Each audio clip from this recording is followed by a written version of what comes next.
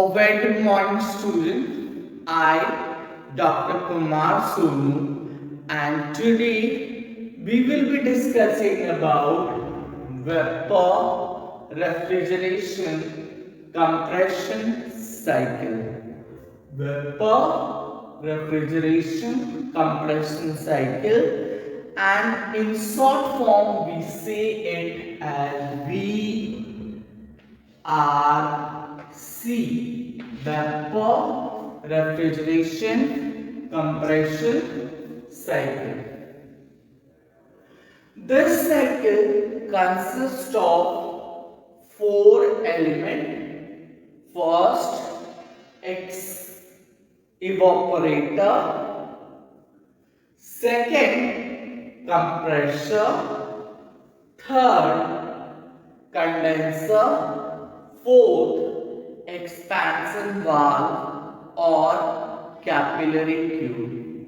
In vapor refrigeration compression cycle, we do not use any kind of expansion engine. Rather, we use expansion valve or capillary tube, because in vapor refrigeration compression system, the power produced by the expansion engine is very negligible, and so we eliminate this expansion engine through a expansion valve or capillary tube, depending upon the type of applications.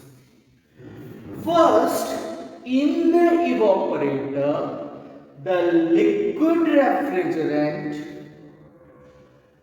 is converted into vapor, meaning to say that the heat is added to the refrigerant at constant pressure.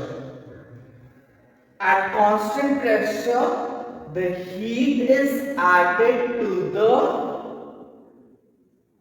refrigerant in the evaporator, and so we generally represent it as QA. Okay? After absorbing the heat at constant pressure, the refrigerant enters into the compressor, where it is compressed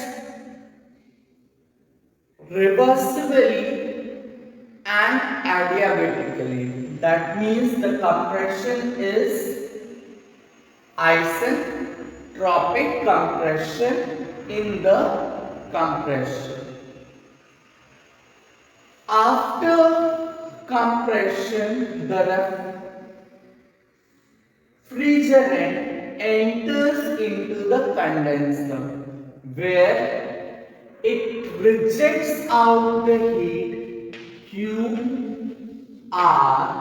which it has absorbed in the evaporator. After rejecting out the heat, the refrigerant cools down and its pressure is reduced through a expansion device E. The expansion device E we are using here either expansion valve or a capillary tube. The reduced pressure of the refrigerant and cool refrigerant once again enters the evaporator, and this cycle keeps on repeating in a vapor refrigeration compression system. First of all, I told you that in evaporator, the heat added is at constant pressure. Heat added at constant pressure.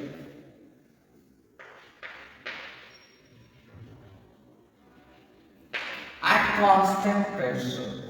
That means to say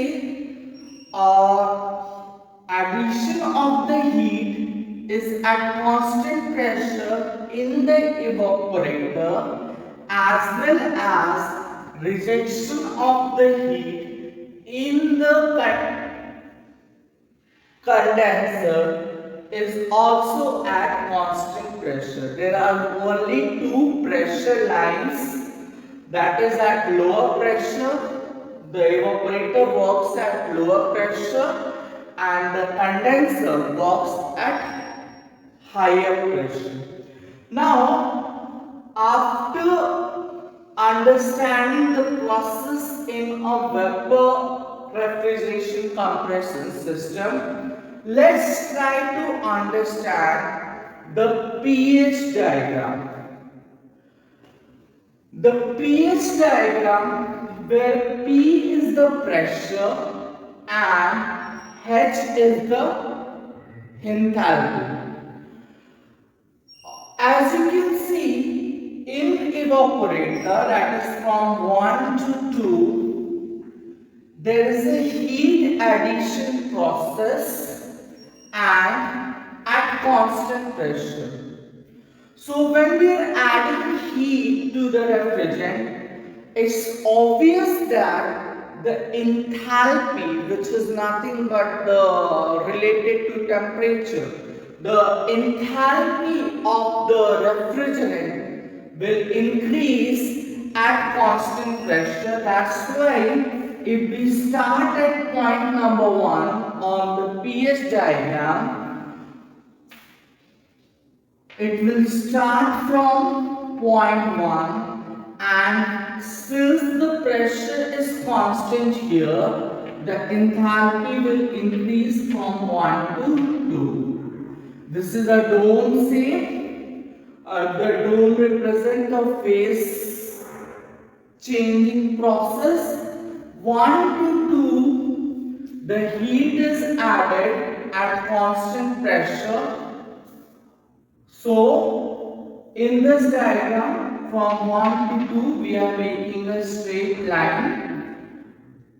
After 2, the refrigerant enters into the compressor, and in compressor, the process is reversible adiabatic process.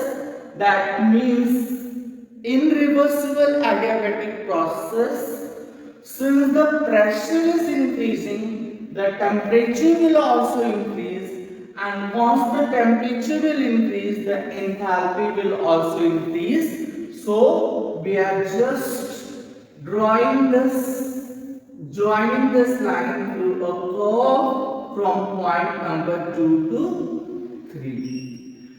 After 3, the refrigerant enters into the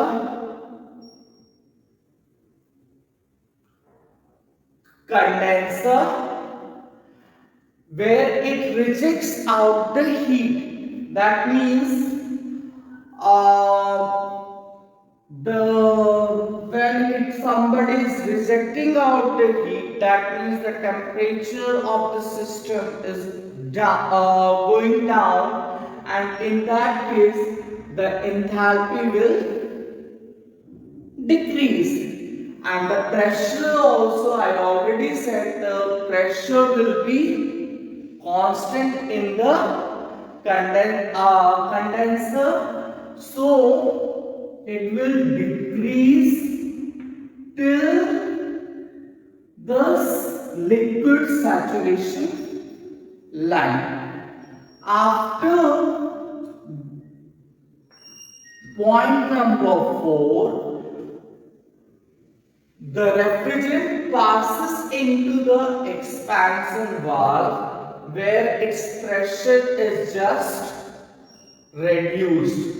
Where its pressure is reduced and the pressure is reduced in such a way that the enthalpy is,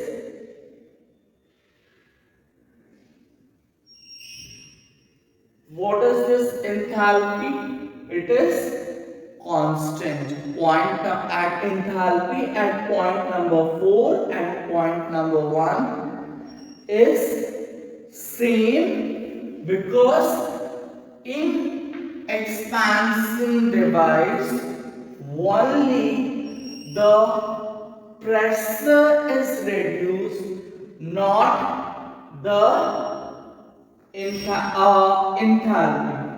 So, after understanding this pH diagram, let's try to understand the COP of this vapor refrigeration compression system. COP is what?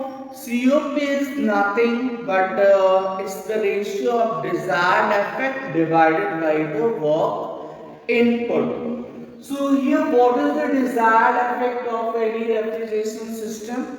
The desired effect is nothing but refrigeration effect. So refrigeration effect divided by work input will be the COP. So to calculate the refrigeration effect, we need to know the enthalpy at point number 2 and enthalpy at point number 1. The enthalpy at point number 2 and enthalpy at point number 1 will give the refrigeration effect, and refrigeration effect we can calculate simply as H2 minus H1. After calculating the refrigeration effect, we can calculate the work input to the compressor by simply minusing the enthalpy at point number 3 with the point number 2. So COP will be H2 minus H1 divided by H3 minus H2, and these enthalpy value we can very well get it from the readily available refrigeration data handbook. So I hope I have completed this vapor refrigeration compression cycle, and if you have any difficulty, please do contact me at hodme@kasicit.ac.in. Thank you so much for watching my video.